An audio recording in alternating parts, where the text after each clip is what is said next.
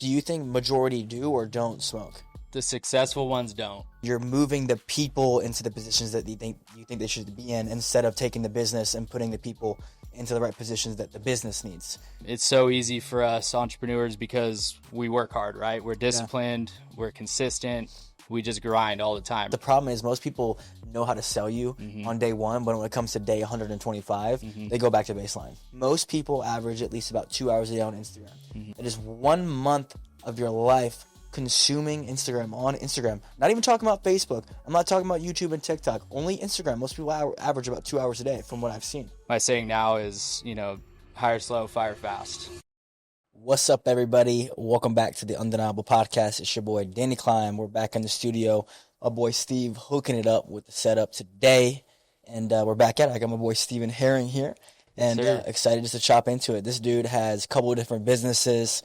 I found him in the Hive in Scottsdale with the Arte Syndicate hat on, Lions Not Sheep shirt on. I'm like, this motherfucker needs to join the right team because I see what he's about. So welcome to the podcast, bro. Thanks for having me. Appreciate it. So, dude, one thing I want to just pick your brain on is, like, what was your first ever business as an entrepreneur? Because, like, entrepreneurship has been your game. It's your passion. You're a very strategic mind. But, like, what was the first business that you had, I guess, as an adult? I was going to say, do you want to go back to when I was in high school? Flipping dope, flipping dime bags. Yeah, so the first legitimate actual LLC that I started, it actually was All About Events, the one that I still own and operate to this day. No shit. Yeah, 16 years later. That was the first one. I mean, I had a couple side hustles along the way through high school and college and everything. But I got through Fire Academy in 2010. And I was working on the oil field at the same time. So I'd work 7 days on, 7 days off. And then on my 7 days off of the oil fields working, I worked for CAL FIRE at the time too. So I saw a need for some tables and chairs. I was helping How old were you?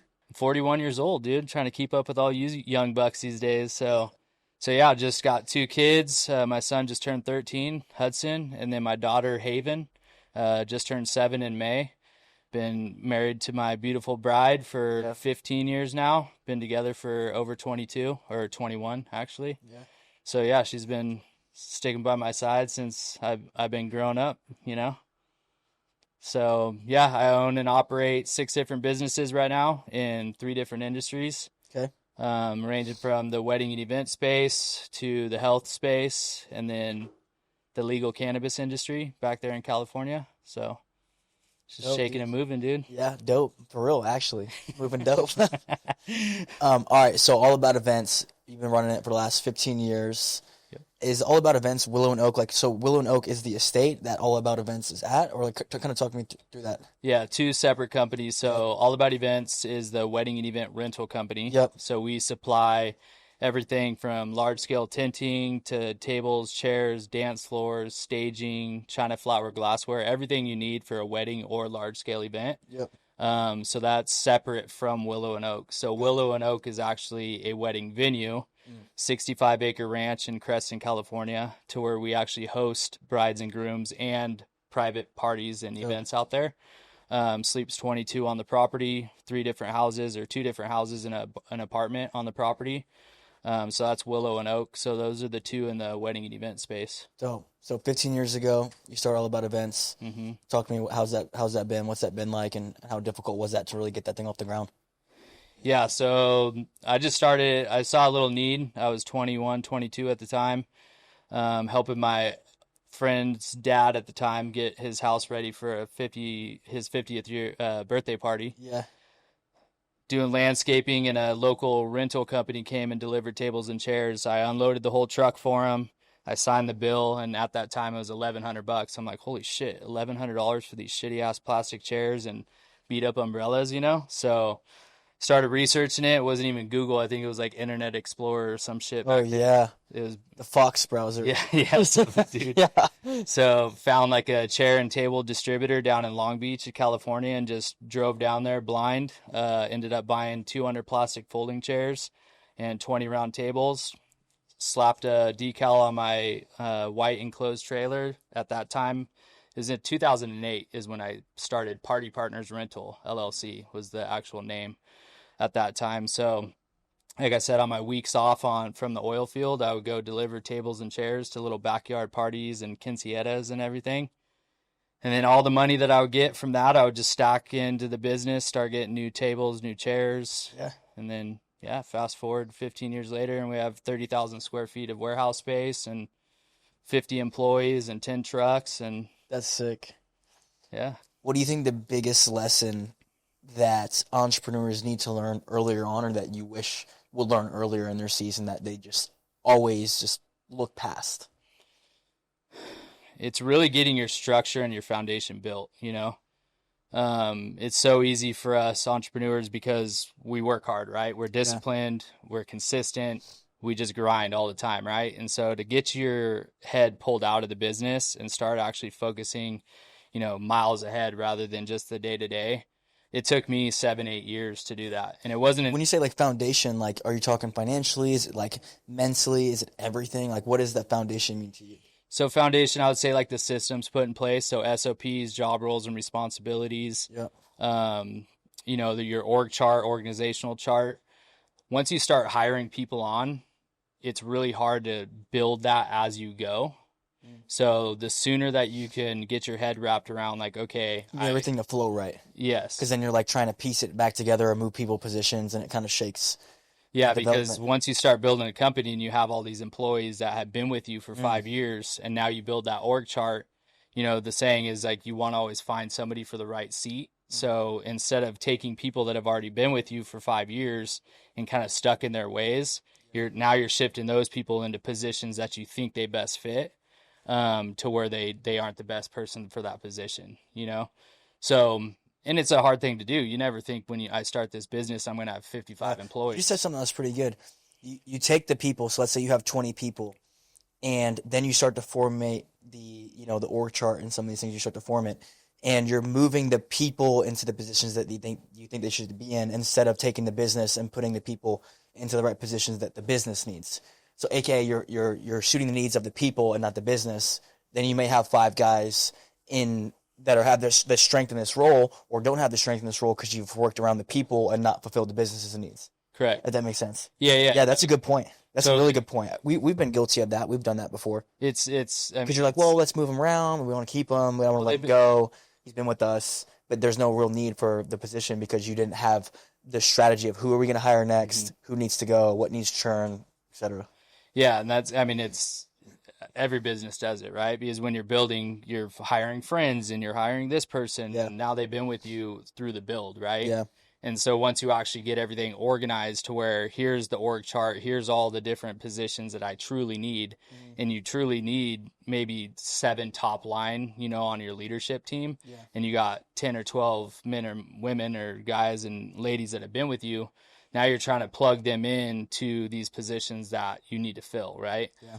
So it wasn't actually until I started doing the DISC communication style assessments with all my employees and personality trait assessment to really learn what those individuals' strengths and weaknesses were. Because then if you're looking for an inventory manager, let's just say all about events, I need an inventory manager, right? So you give everybody these communication and personality trait assessments, and it tells you what type of communication style and what type of personality they actually have. So in that type of position, like an inventory manager, you really want a tracker, right? Somebody that's data driven, that is just nerds out on that type of shit, right? Well, if I have a salesperson, somebody that's talkative and just wants to sell or talk to people, exactly, a people person, if I have them in that inventory position, it's never going to work. Yeah. Right. So do you go out and hunt for like the exact role and then you disc assess them, or do you just cast a wide net and do you do disc assessment and then train them up based off of like where they perform, or like how do you prefer to hire and train up? You know, because you can go and headhunt people that are like perfect for the role, but you're going to spend a lot of money. Sometimes they're not culture fits from what I've seen because they're used to being the person that's in control. They're not willing to set their ego aside, versus if you find someone that is maybe younger, never done the job before, maybe haven't made as much money before, and you put them into that role, they can kind of grow into it. You know, so there's 2 sides to the coin. Sometimes you need speed, you need it right now, and sometimes it's like, you know, we need to grow into things. What is your experience on like the hiring side there? Yeah, so I've learned it hard so many times the past 15, 16 years. Is my saying now is, you know, hire slow, fire fast. You know, So when I am looking to fill a position, I know what that position needs. You know, if I'm hiring sales or inventory, data driven, whatever it is, I know what that position needs and the type of communication style of that position needs to be filled. So yes, we put an ad out for, or, you know, put a post out, whatever we're doing. And then anybody that applies, then we run them through disc first thing. Yep. You know, actually we have Interview them first. no, we don't interview them first. We actually have 3 different steps, like basically not an online interview, but questionnaire. And how do they respond to these questions? How fast do they respond to these questions? How in depth do they, you know, or do they chat GPT, copy and paste it? Like we can see all that, right? Yeah. So then once we narrow it down from 20 down to 7, then those 7 that I know like this might be a good fit, then we give them a disc assessment. And then out of those 7, that will usually narrow it down to top 2 or 3. And then we'll go through the interview process. How long did it take you to actually trust the assessment? Because I think a lot of times too, like with our Elliott Hire software, we have this thing called Reggie Blueprint, which is kind of like somewhat of assessment. And you're like, man, I really like this person. Like this would have been my person, but the assessment is telling me the complete opposite. Mm-hmm. Did you ever have any of those moments where you're like, man, this is the guy, you know, let me hire this person? Or are you just like, I just trust the data? Like what type of person?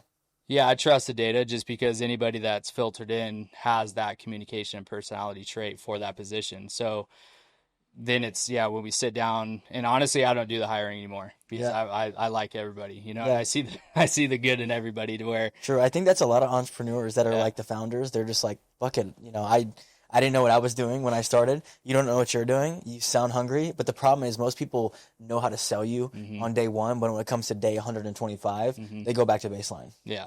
Yeah. And that's why I just don't even do it anymore. I mean, I can, don't get me wrong, I can get a good read on people and everything, but A, it's time, and B, it's like, you know, my people know how to hire now and what we're looking for. So yeah, I trust the data. We've ran it. I have over 150 people, 150 employees throughout the different businesses through the DIS assessment, and it's usually right on. What's the most amount of like revenue that you've made in a year in the last like couple years from all the companies, total top line? I'd say 17 million. 17. Yeah. What was the biggest like contributor to that, you know, revenue? Which business? The processing and distribution facility. No, I love it. It's always like this weird stigma with that industry, right? And so let me give a little backstory of how I got into that. Yeah. So legal cannabis industry.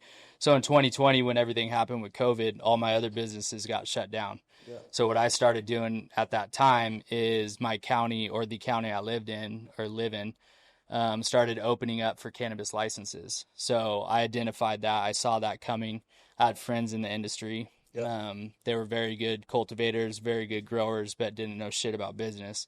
So what I did is I went, as they were running through the ordinance through the county and setting their parameters, I would go out and find properties that met those criterias, and I would lock those properties up, knowing that they could get a permit tied to that property. Yep. So we locked that property up. Then I would go and entitle it, get all the permitting for that license, and then we opened up the farm.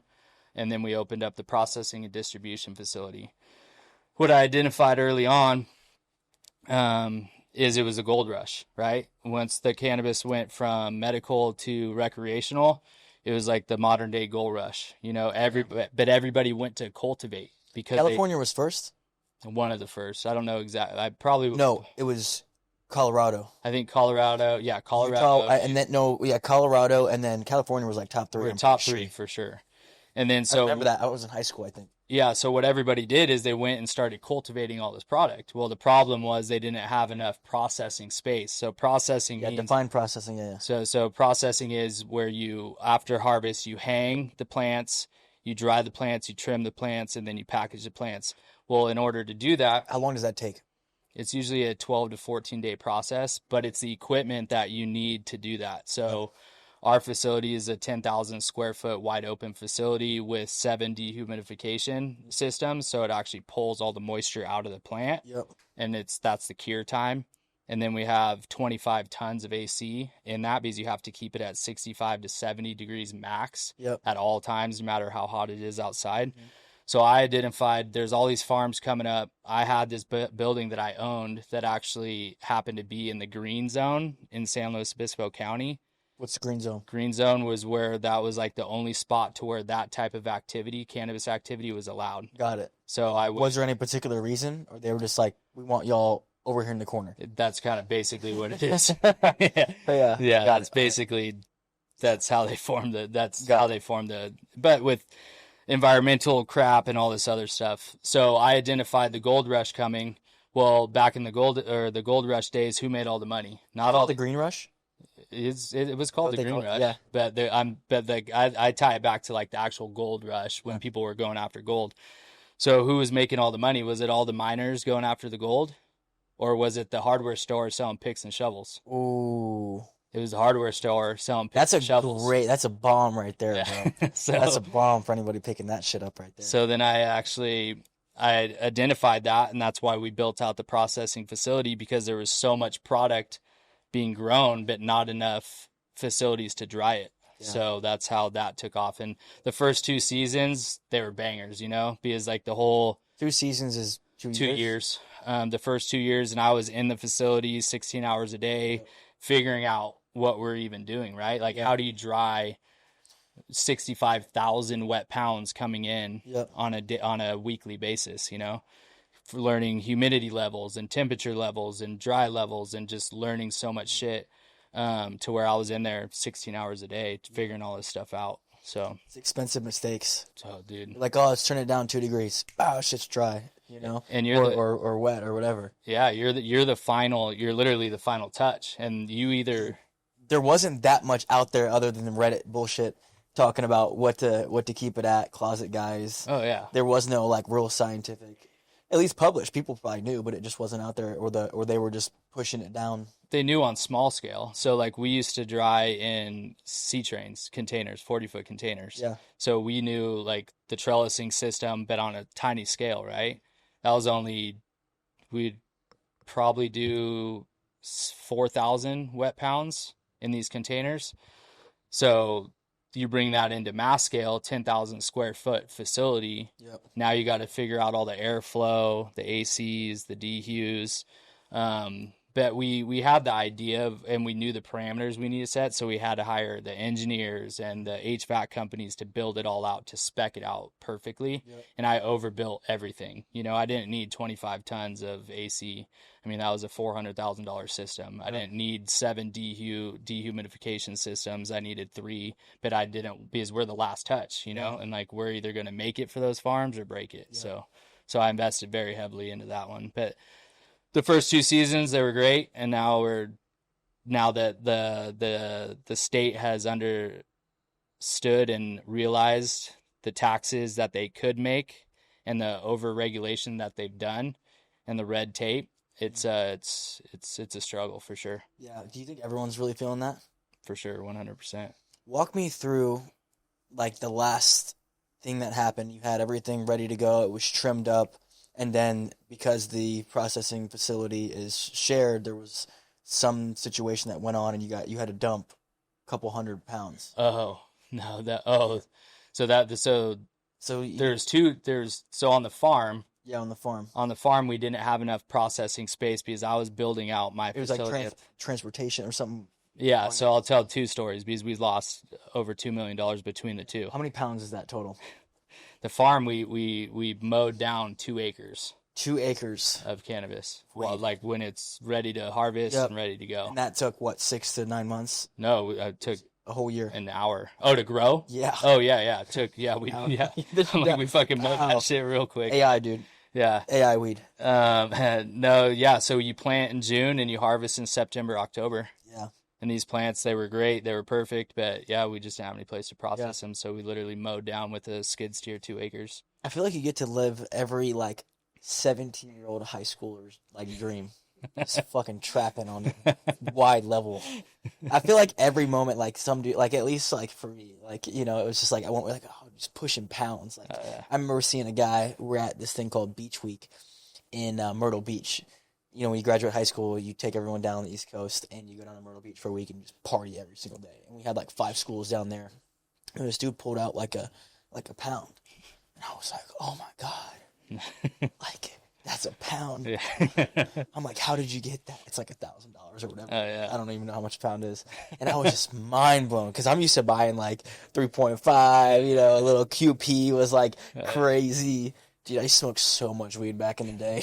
So much weed. You know what they say, don't get high on your own supply. You know, I haven't smoked weed or.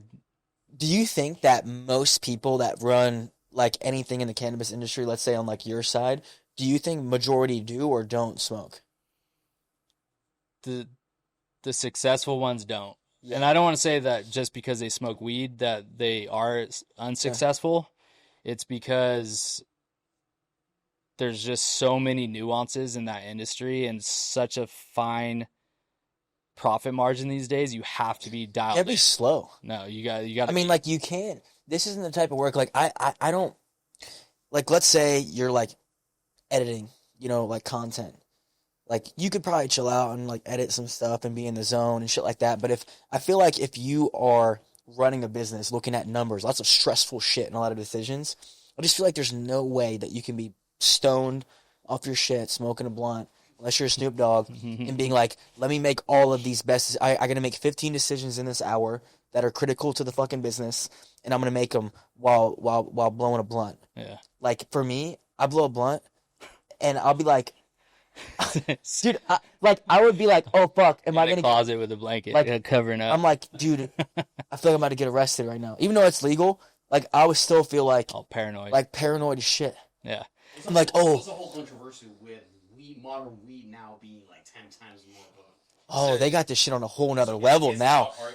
That's a good point. Guys, but I'm saying like overall, they're saying now trend where people are going more and more to the... Shit is like 40% potent. Exactly. So what is it? Go ahead and break it down. The triple cookie dough diesel. So yeah. I mean, the strains are getting very potent with the THC levels and everything. But it's overconsumption is the problem. You know what I mean? Like, so, and it's not necessarily when you're smoking it, it's a lot of the edibles that's where a lot of people are getting sent to the ER. If they eat too many edibles, they don't know what they're eating. Sent to the what? ER. ER.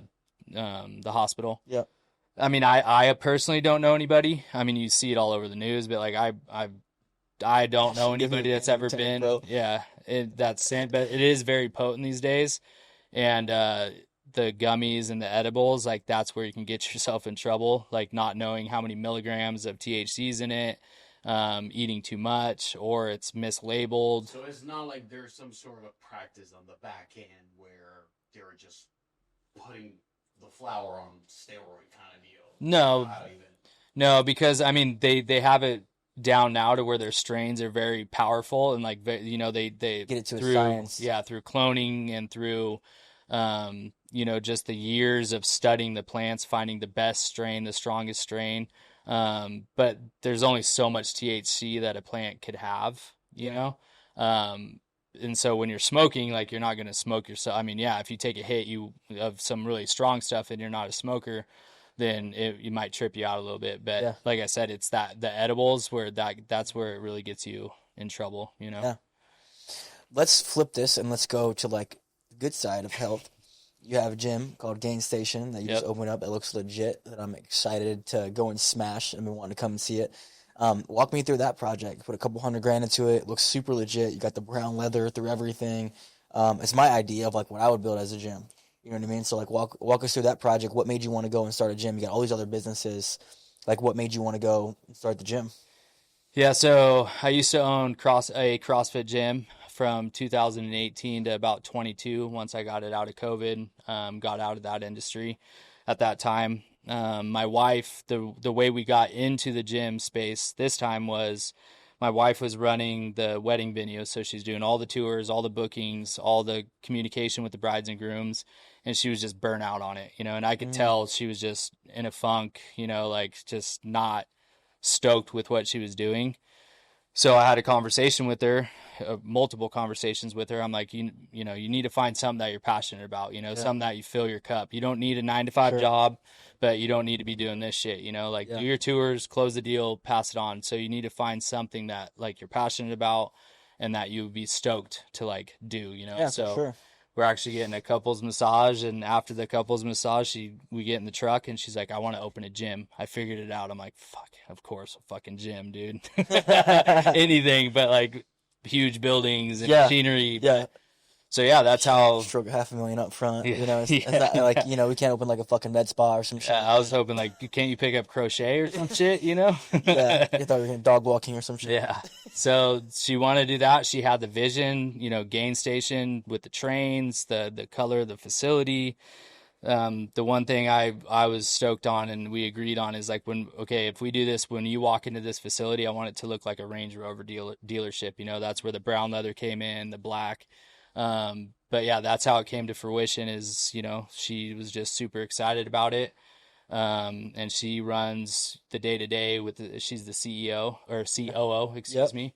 And handles all the employees and the day to day operations tied in with all that. So yeah, she's killing it. She's doing good. Yeah. Dude, how do gyms like make money? So it's like one thing I like about you is you're coming into this gym. And I think a lot of people build gyms like either for their own ego or they do it based on budget. And I watch people build gyms all different types of ways. You got these high-end luxury gyms. You got the Planet Fitness at $10. You got these health clubs popping up now. Like, there's a wide spectrum of like gyms that are popping up now. And there's all different ways.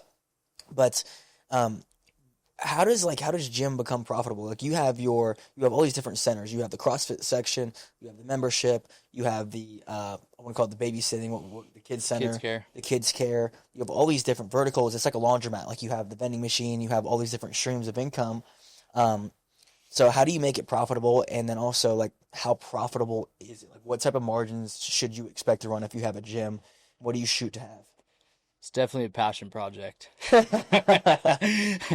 Are most gyms like pretty tough? Like, yeah, you know, like 10% or lower, or like sometimes I'm like, damn, like is it worth it, or do you make more money off the people and the connections that filter to other things, or like the whole purpose of opening the gym wasn't to make money, obviously to pay the bills and to make a little bit of money for our time, right? Yeah.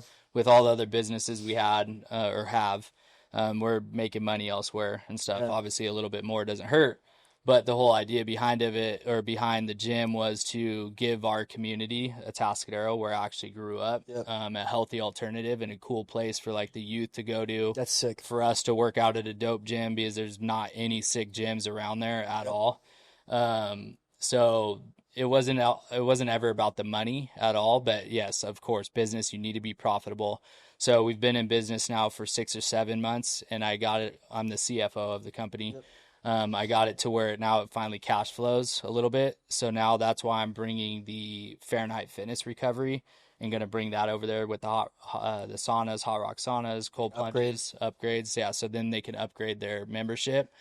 But it's just the overhead's just so expensive. I mean, a 16,000 square foot building, brand new equipment. And we want that whole experience too. Like our slogan is it's a culture, not a club. Yeah. That's fire. I like that. Yeah, because when you go in there, it's more than just working out physically. You know, you go in there kind of like the Hive. I mean, where we met, you know what I mean? For sure. Just go in there, be around a bunch of like-minded people, not only just working on your fitness, but working on your mindset and everything too. So yeah, you can make money at gyms and everything, not a ton.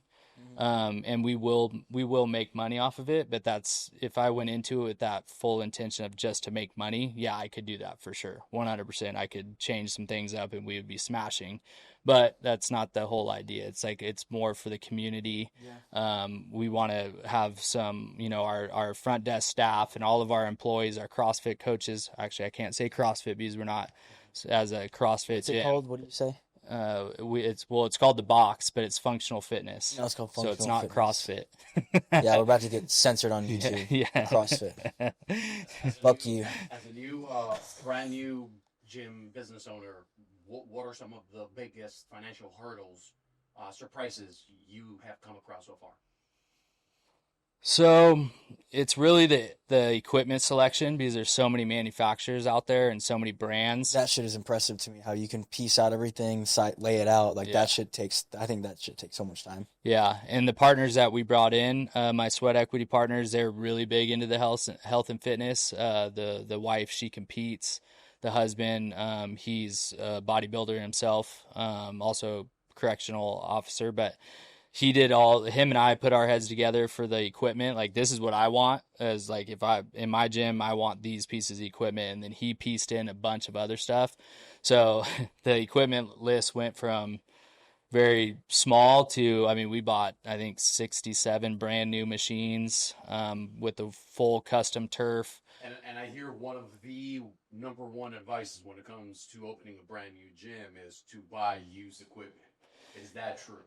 I never buy used anything in any of my businesses, you know? I mean, you can for sure, but it's like, you can go to the existing gym and see that, like, we wanted to create that new experience when you come, and that wow factor when you walk in. That's why we did the epoxy flooring. Also, if you go direct to like a wholesale, like to a gym manufacturer, and you're gonna buy in bulk, I feel like you could almost get prices to something that's like relatively, fair if you're buying a bunch of pieces. Yeah. It's still expensive as shit, but like, I feel like the time that you would lose, the money you would lose from trying to go and find one-off pieces, unless it's like a home gym, yeah, then it's like you'd be better off just like getting it and just getting back to work. Yeah, all from one source for sure, and that's why we went just with one. We have all Real Leader USA equipment. 'Cause then you need like repairs, Mm-hmm. you need equipment, you need to have a relationship with the person. Yeah. Like, and then it's like you have an account rep or something like that like fixes things or whatever. So it's like if you ever have things that break or anything that happens, you've got like 20 different machines. It's probably like not scalable really. Yeah. So to kind of answer the question about the biggest financial hurdle, it was really the build out cost, to be honest, because we started out like epoxy. We spent $47,000 just on epoxy concrete flooring, to where it started out just as a little square. Then it got a bigger square. Then it got a bigger. Then we did a posing room, which was 800 square feet of a posing room. A huge posing room, dude. And then twice the size of this. Yeah, it's huge. It's a massive posing room. It's big with three separate sections. I wish the Hive would have made theirs bigger, bro, so you could actually walk and stuff like that. Yeah, because one of my partner, Brittany, she competes on stage and everything. They made it perfect. Yeah, so they got epoxy flooring, 47. Yeah, floor to ceiling mirrors. We have the angled mirrors. So it's really just all the extra bells and whistles that we put into the gym. That's what really costed so much more than I wasn't really budgeting for. The equipment, the lighting, the turf, like all that was easy, but it was once we got into the construction and started peeling back the layers of the onion and how much electrical do we really need for all this hex lighting and that type of stuff. So let's go and fast forward. We're about to go into 2026. It's December 4th right now. Yep. 4th. What's some self-reflection that you've had? I know you're thinking about consolidating some of the businesses, possibly selling. At what moment you're like, man, I'm doing way too many businesses. I got too many things. I think a lot of entrepreneurs like almost get themselves in your spot where they're in your spot that have a couple different businesses that are doing decent money, and then let that lead into legacy. Like why you're doing what you're doing, why you're doubling down on the brand. Yeah. So I've always called it I'm organized chaos. That's how I've just lived in chaos, and I'm comfortable in the chaos. But you get to a certain point to where it's just too much. You have even though that What was that point for you? Was there like a moment you were like, fuck this, like I'm gonna make a change, or is it just like an overall feeling that you had that you were like, I'm holding on to all of these things for what? It came to once I started hanging out at the Elliott group, to be honest, and seeing like how your guys' culture is over there. I mean, my culture's at all my businesses are awesome, don't get me wrong, but the amount of lives that you guys touch and help improve, whether it's coaching, fitness, mindset, whatever it is, I was doing that on a small scale, and I was maxed out at my 6 companies. So I work with my leadership teams. I'm not part of any of the day-to-day operations in any of the companies. I just work with the leadership teams, and each one ranges from 3 to 6, depending on which company it was. So my whole goal with Legacy Leadership when I started in 2020 was just to help businesses learn how to scale and get structures and systems put in place.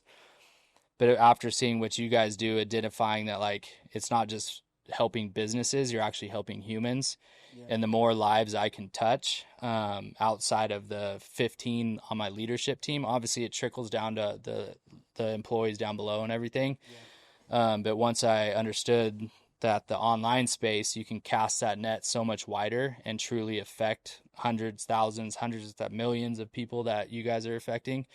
I think that's awesome, dude. And like, that's honestly like what I want to do. And that's why I'm taking my traditional business consulting that I've done and learning from you guys the best how to package that for the online space, and then cast that net wider and try to help as many people as I can. What's going to be your area of focus, going into this? Like, you have a couple ideas of some things, but talk to me about, like, what do you envision you doing with some of these entrepreneurs and people that, decide to work with you? Yeah, so I'm going to do it a little bit because I like one-on-one and communicating with people and seeing their operations. So of course I'm going to have the online courses and everything that you can, purchase as my thing is I want to see people win, to be honest. Right. And like traditional business consulting, it's great, but I am selling my time. I'm on Zoom calls. I'm holding people accountable. They're not doing what they're supposed to do. I shouldn't say all of them. Some of them don't do what they're supposed to do. So we're sitting on a Zoom call. I'm babysitting, right? It's like, I don't want to do that shit anymore. So I'm going to build these courses out that you guys are actually exposed me and showed me how to do, build the courses out, and that will show me who's actually willing to put forth the effort. And then that will narrow my approach and who I want to actually work with more one-on-one. Yeah.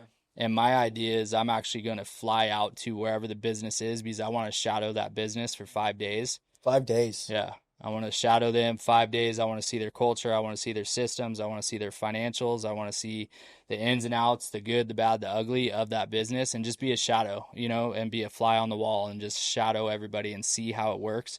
Because once I get in there, and you can't, honestly, unless you're there and you see the day-to-day, it's really hard to get a good read on that business. For sure, I agree. You can see it on the financials, but that's only a little glimpse, right? Like, I can look at somebody's financials and start poking holes in and figure out how to increase their bottom line a little bit. For sure.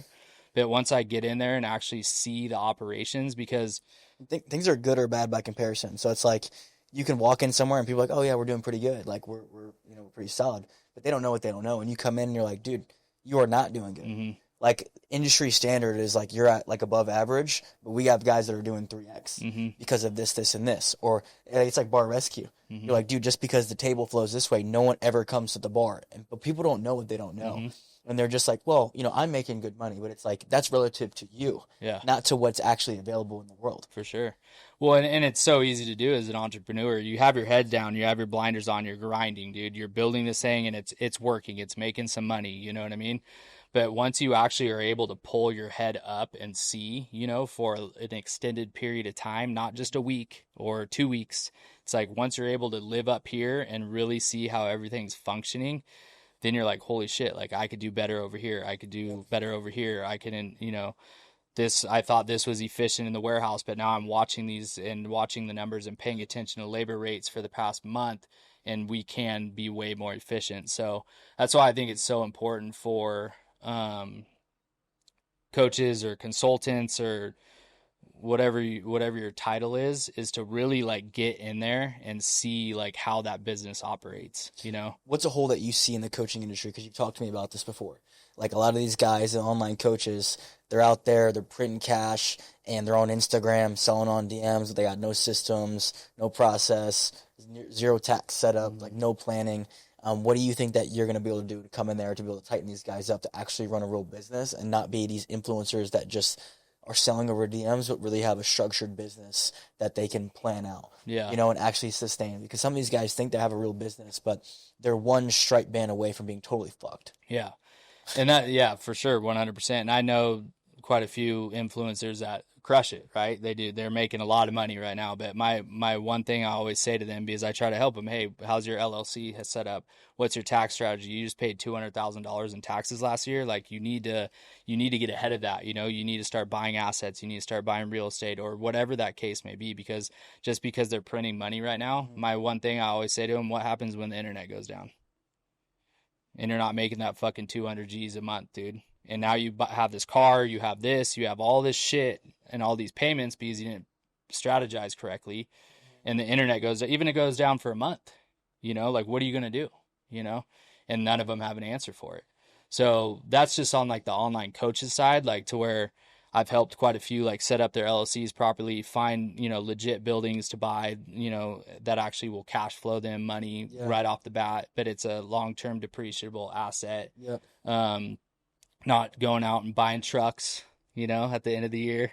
Um, and all this other shit, but it's like, which there's a need for that too, right? Everybody's different, but that's why you need a good CPA, a good coach, a good bookkeeper. You need all these things. Yeah.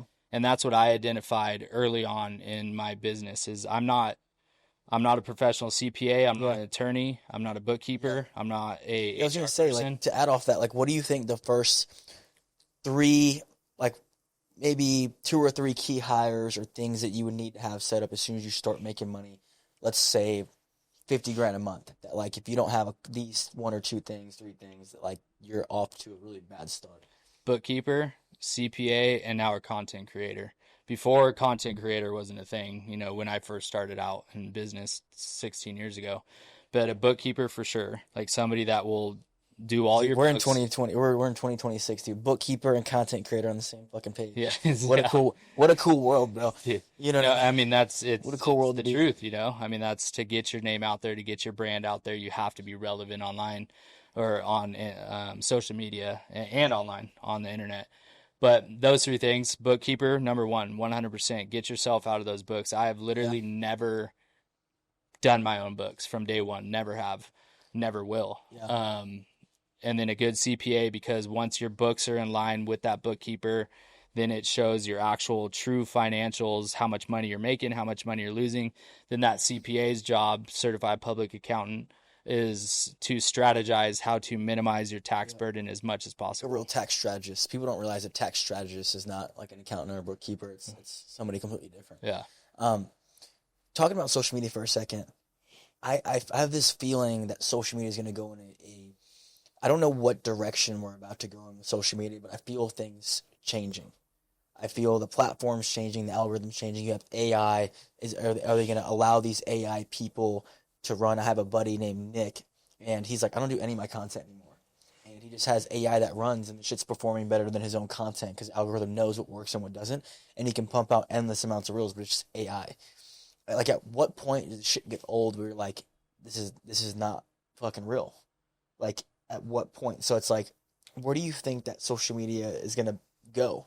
Because, and Steve, like, feel free to chime in on this, but I'm just like, I almost want, like, do you want regulation on this shit? Do we not want regulation? With AI in the real world and the fucking Neo bot coming in to clean houses, and it's like, you're going to be able to AI everything and robot everything. It's like, well, yeah, going to like a beautiful place, so you're going to be able to focus on things that matter. But on the social side, it's almost like we need to keep the human aspect of it as we delegate and make our lives more beautiful. But then it's like, you see these things and it's like not even people, or it's just AI voiceovers, and it's like their algorithms are just figuring out ways to fucking suck your brain into time. I do this activity with people all the time. I have them go into their settings and look at their screen time on their phone. Mm-hmm. Most people average at least about 2 hours a day on Instagram. Mm-hmm. Take 2 times 7. That's 14. Take 14 times 4. I think it's like somewhere around 70. It's like 2.5 days or whatever it is. 2.5 times 12 is what? It's about 30 days a month. That is 1 month of your life consuming Instagram, on Instagram. Not even talking about Facebook. I'm not talking about YouTube and TikTok. Only Instagram. Most people average about 2 hours a day from what I've seen. It's a month of every year on Instagram because the algorithm is learning what people like to see, and it's like this new drug, bro. Oh, and it's just unfortunate, and it's like AI is like almost making it even worse because they know the sounds, they know all the things. And like, I'm all about content, but like, at what point does do we interfere? Does the government interfere? Like, I have no fucking idea, but there needs to be some type of flow with this. I honestly social. I think it will shake itself out, because I know there's my good friends that are, they have a big following, and I start seeing their, the AI pop up, and like they're starting to bet, like I don't even look at their shit anymore, even though I used to follow them and appreciate and like love what they're saying and love their content. The second I see that AI thing, I just swipe, like I don't even look at it. You know what I mean? I can tell, I can hear it. Yeah. There's business owners, for example, like Nick, that appreciate getting their time back and not having to worry about Yeah. AI has gotten so good that it even took me a moment to realize that it was AI. Mm-hmm. Yeah. And I have a pretty good trained eye, ear, and all that. But I think it's just like anything in this world, right? Just like there's metal roofs and there's clay roofs, and like anything, people are going to crave true relationship with humans, Yeah. and there are humans that are just there to consume. And then if it's to learn from a coach, Yeah. then why not substitute yourself, allow your AI avatar to do the teaching, and then if they really want you, then there's the opportunity to interact with the real people. Mm-hmm. So it's a hybrid. It's tough because some of these AIs, like it's legitimately kind of like a clone copy of you. A lot of these AIs you can train where they they know you, but I don't know how I feel about it. To me, it's like if I'm gonna really compete in the fucking game, you know, and compete for a brand, it's almost like, do we need a label that it's AI? Like, is that They have is that to. is that what? So it's like they're starting to label like this is AI. They'll ban You know what I mean? They'll ban you, or they'll restrict your content depending on how aggressive you are with being with the AI. Yeah. Because there is a borderline, right? You can become spammy, like you're Yeah, saying. and I'm not even talking about the funny like AI cartoons. I'm talking about the voiceover where it physically looks like a person and it's AI Yeah, voice. it has to have that badge Yeah. up top. And I think it's good. Like a lot of that content like bangs. It's crazy because what I've also noticed is like a lot of people, at least right now, it seems like either they don't know, like majority really doesn't know, or they actually don't fucking care and they actually appreciate it because it's like valuable. Because there's the other side of the coin is like I don't really care as long as I'm getting value and I'm learning something.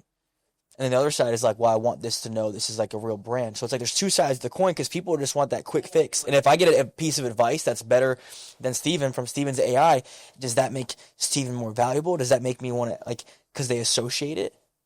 Or at what point do you see him in person and you're like, dude, remember that thing you talked about? You're like, I have no idea what the fuck Yeah. that is. I mean, I've never talked about that in my life. It's kind of like movies. Did you see? Was there any sort of disruption when animation got introduced? Right. Some people are going to mess heavy with animations. Some people still want the true relationships. For example, myself, I wouldn't necessarily listen to an AI talking about marriage and how good a 30-year marriage, because it's a machine, right? Mhm. Those. So again, it's just a give and take. But I feel like people don't care. You know, it's like, all right, so let's fast forward 25 years. Do you think that people in the world, do we go, because it's not going to play in the middle. Like right now we're in the middle. It's going to go left or it's going to go right. The community and the people are either going to accept it and go, we love AI. AI is great. It's valuable. It's better than all of us. And that's the content. Or it goes the other route. I'm saying on like a long-term basis. Or it goes the other route where people have AI in their box over here and then people double back down on community and real things. I feel like we're going to go through a phase where people love the AI and then they go, whoa, That's what I'm this saying. is disconnecting, and they go back to the human connection and they put AI in its box, or it just keeps going how it's going, you know, and we just And that's what I was saying. Like, it's going to shake itself out for sure because people are going to get exhausted from it, right? And like want that real. it's going to bring people closer. What is your thoughts? Yeah. The thing with AI is people think that it's something that you're going to put back in the box and then just keep it right there. Yeah. No, right now, unfortunately, there is a race to develop a self. I forgot the name of it. UGC. AGI. AGI. Yes. Yes. Artificial general intelligence. Exactly. So now they are caught in between. Well, I can't stop developing this weapon because other people are going to do. Is the same dilemma Oppenheimer had when the nuclear bomb was developed, right? At the end of the day, it's either we do it or the enemy is going to do it. But then, Oh, it's definitely happening. Yeah. Unfortunately, there's two problems or three. One is alignment. Do you guys know what alignment is when it comes to AI? Alignment means that we actually get it to understand that humanity created it to progress, and it understands that it was created in order to continue humanity. It goes back to its own purpose. If there's no alignment, then it'll just see us as another material around it, and then we just get disposed. Yeah, look at these dumb fucks. Don't know what they're doing. They're dumb. They get everything wrong. They're saying that AI, like, the difference between the smartest person in the world, Down syndrome goes down to, what is it, like 108 IQ or something like that. And I think Einstein's IQ was 160. I don't know the math exactly, but Did you know Waka Flocka Flame has an IQ of like 150 or 160 or some shit? He's like Waka Flocka actually has a really high IQ. If you look it up, he's like up there. he's a Side great note. businessman, man. Yeah. But anyways, Look it up. Give me the IQ. it's only like 20% difference. When you introduce a something that it has unlimited potential of being smart, we can't even fathom the ideas of what it could create. Yeah. It's like asking a chicken what the next move is going to be, and you'll just see it running around. I think we're living in the most interesting era ever. Honestly, I think right now with being able to go through hard shit, like learn those things and like be able, like we're in this transition of like we didn't have internet, now we have internet, we have phones, and we have everything in our hand. Now we're going to this AI. We're moving 10 times faster than the generation before us. Where it was like, oh, we had the cars, and now we're elevating, and now we have a little bit. Like it's exponential. Personally, I think we're in one of the most fascinating generations and times to be alive because we're going to watch it all happen, and then it's like, it's going to stall out again at some point with like AI. It's going to reach to a point with AI and just technology where it's like everything can do everything. We can automate everything with robots. Your life, like, all just gets done for you. And then it's like, do we get to a blissful place where we get to just enjoy? Do we go to this universal basic income and everybody, like, it's honestly a really interesting time because things are going to get fucking weird in 200 years, man. Well, yeah, You know? I mean, in 20 years they're gonna get weird, Yeah, true. Like, Yeah, especially yeah. with like I have a third. Yeah, you're right. 200 yeah, years is yeah. too long. It's like a 13-year-old son and a 7-year-old daughter. It's like trying to get them to understand and use their brains. Like it went from the encyclopedia way back in the day to where you had to go like this, and then it went to Google or the internet. Now you're just researching it.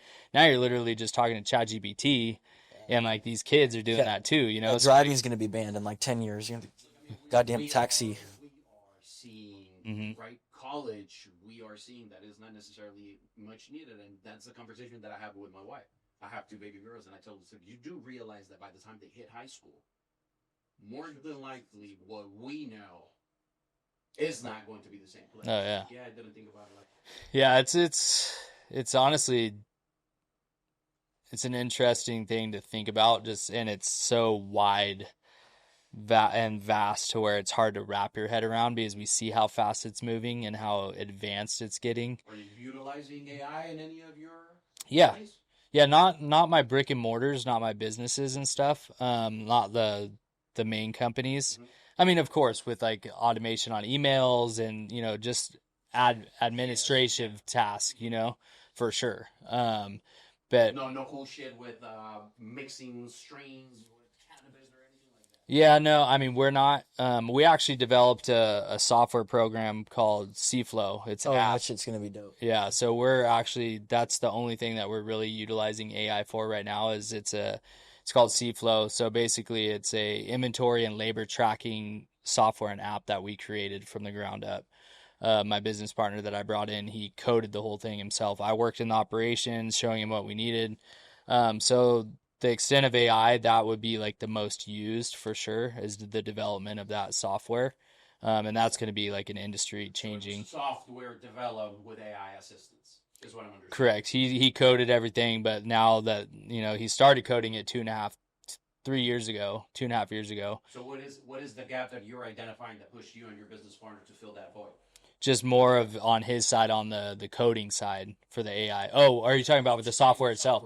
Oh, because okay, so processing cannabis, there's a bunch of different stages and you have to track everything per the regulations of California. It's called track and trace.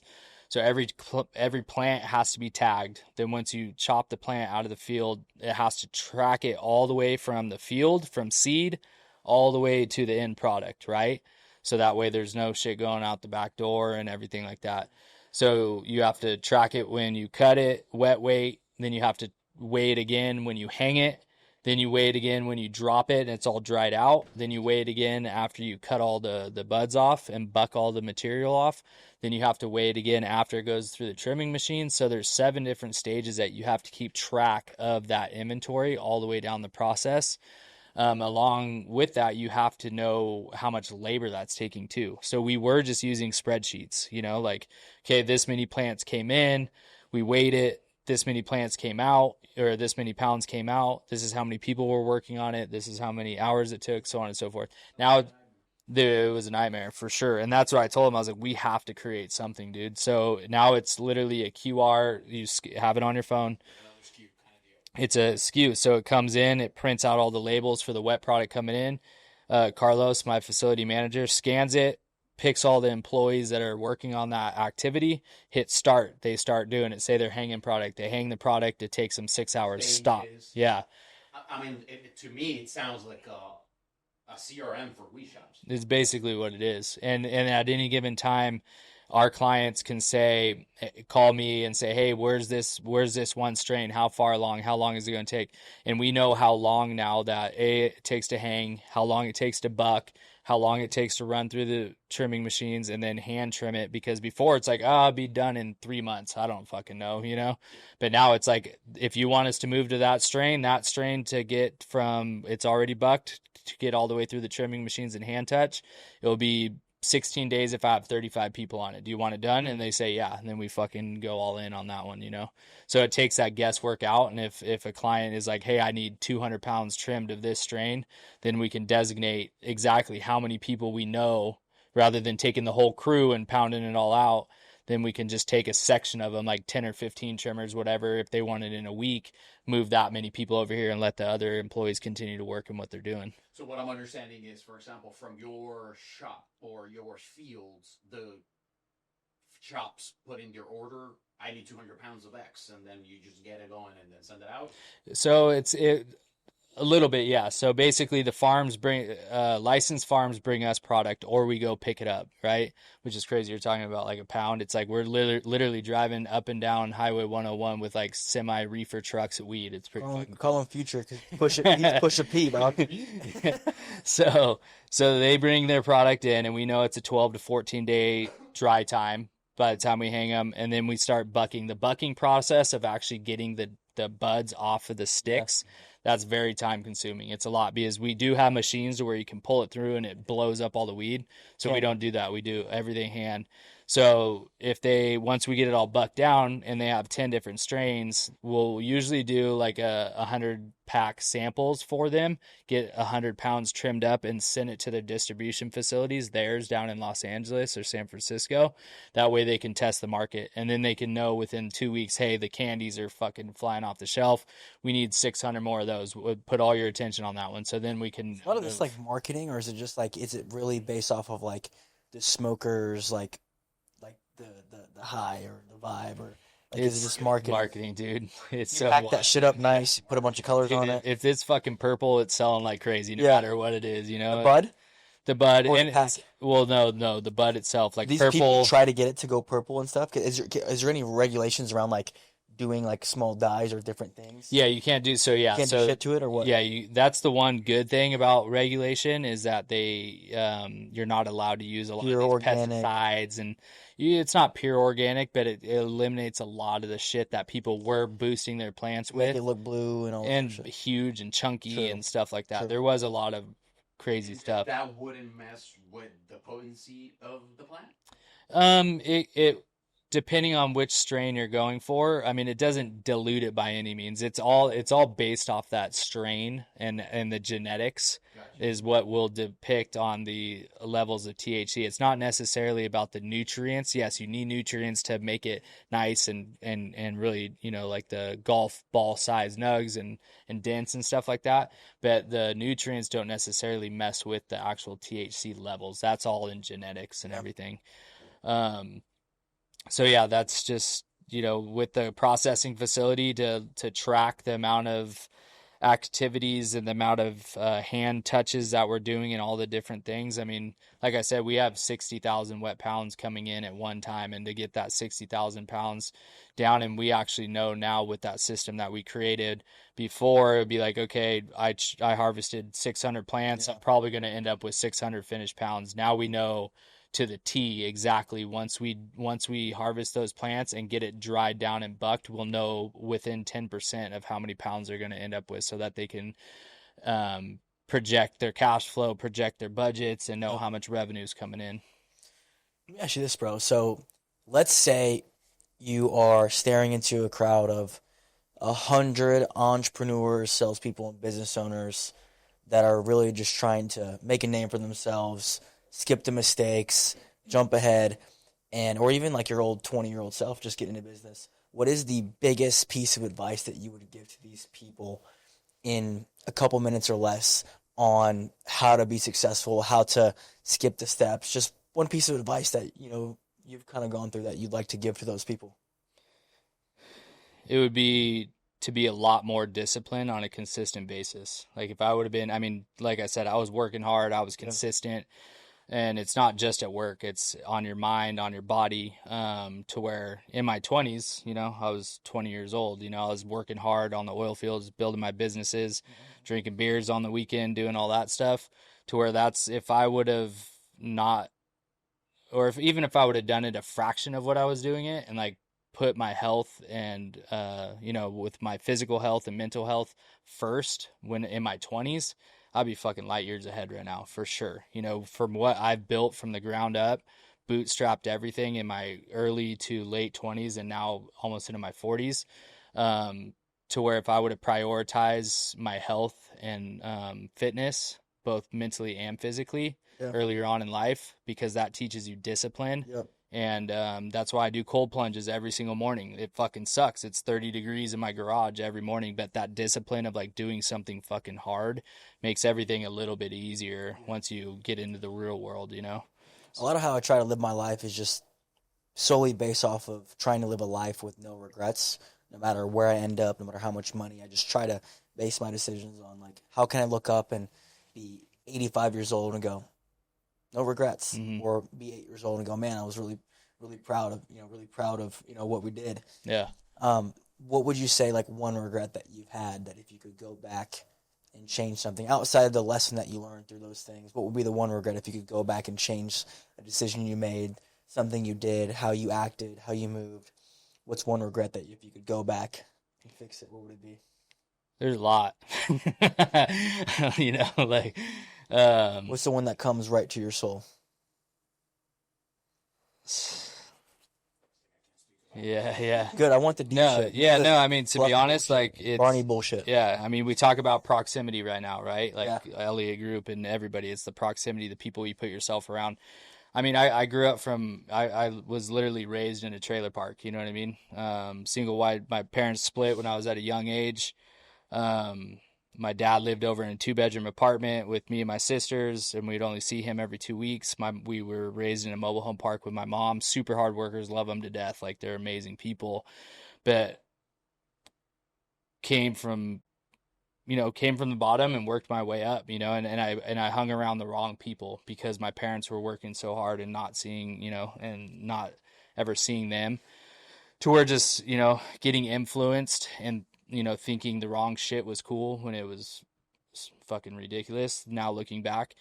So knowing what I know now and having children of my own, just how important it is to pay attention to the people you put yourself around, you know what I mean? Because young kids are easily influenced, and I was too. I had a bunch of friends that their parents had money, and I was always trying to like fit in because we didn't have money, and trying to be that guy, to where it wasn't like one. I mean, there's multiple one instances, but I think as a whole, I think it would be to, but I mean, that's shaped who I am today, right? So I don't really have regrets of that, just but knowing, like I said, that I have kids now, pointing them in the right direction and paying attention to who they're hanging out with and making them understand that, like, you're a badass kid because you're Hudson, Haven, you're a badass chick because you're Haven Roswell. You guys are so perfect the way you are. Yeah. Don't ever change who you are or how you act because of who you're around, And I changed myself every single day when I was young, trying to fit in wherever I needed to fit in. So I think that would be the biggest thing, is just as you're growing up, don't put yourself around those people that you think are cool and do anything outside of your, your core values as a human being to try to fit in, because it will come back and haunt you. Hell yeah. Stay focused, smash the goals. Yeah. Winning is more fun than fun is fun. That being said, that's the Undeniable Podcast. If you guys want to go check out Stephen Herron, I'll drop the tag right here on the screen below.